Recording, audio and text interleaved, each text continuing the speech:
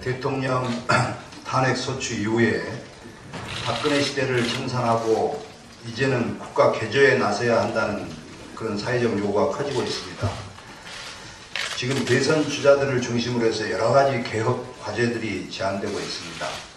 하지만 그런 식으로 말만 무성하면 아무런 성과도 없이 시간만 낭비할 가능성이 높습니다. 국회 차원에서 공론화를 통해서 제도 개혁에 나서야 한다 생각합니다. 국가 개조는 개인적인 문제가 아니라 정치권 전체의 시대적 과제이기 때문입니다. 우리 당도 소속 의원들과 각계의 전문가들이 참여하는 국가 대개조위원회 같은 기구를 만들어서 보다 체계적이고 선도적으로 정국을 주도하고 또 제도도 개선했으면 합니다. 우병우 전 민정수석이 드디어 내일 청문회에 출석할 것 같습니다. 법망을 교묘히 이용해서 어떻게든 청문회에 안 나오려고 하다가 현상금까지 걸면서 국민 여론이 들끓자 마지못해 나온 것 같습니다.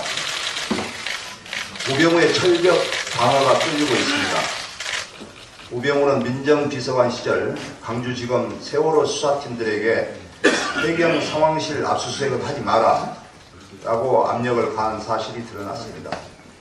뿐만 아니라 해경에게 업무상 과실치사를 적용하려는 검찰을 협박하고 강주검찰이 결국 과실치사를 적용하자 자천인사로 보복했다고 합니다. 명백한 수사 방해이고 명백한 직권 남용 범죄입니다. 도피 끝에 청문회에 출석하는 우병우에게 따져 물어야 할 것이 태상입니다. 개인적 비리뿐만 아니라 이번 박근혜 게이트의 핵심 인물이고 대통령을 망가뜨린 장본인입니다. 이번 게이트를 기획하고 실행하고 묵인, 방조, 은폐한 장본인이면서 검찰 수사도 그동안 받지도 않았습니다. 우병우와 김기춘은 법 논리에 근통해서 친밀한 수사가 필요합니다. 박영수 특검은 김기춘과 우병우의 죄를 입증하기 위해서 김영한 비망록을 단초로 모든 관련자들을 차례로 조사하겠다고 합니다.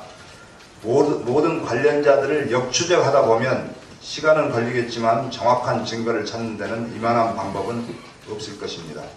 박영수 특검은 직권남용의 끝판왕인 김기춘과 우병우의 모든 죄를 낱낱이 밝혀서 반드시 응징해야 할 것입니다. 새누리당 소속 국조특위위원들이 청문회 위증교사를 했다라는 의혹을 받고 있습니다. 이것이 사실이라면 헌정사상 초유의 일이고 그 자체가 국회의 부끄러운 민낯을 보여주는 겁니다.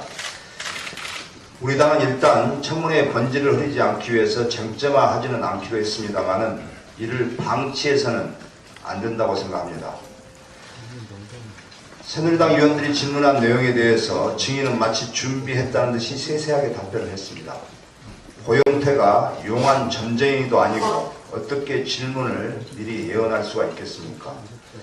당사자들은 위증교사 의혹을 부인하고는 있지만 특검에서 조사하면 진실을 밝히는 것은 어려운 일이 아니라고 생각합니다.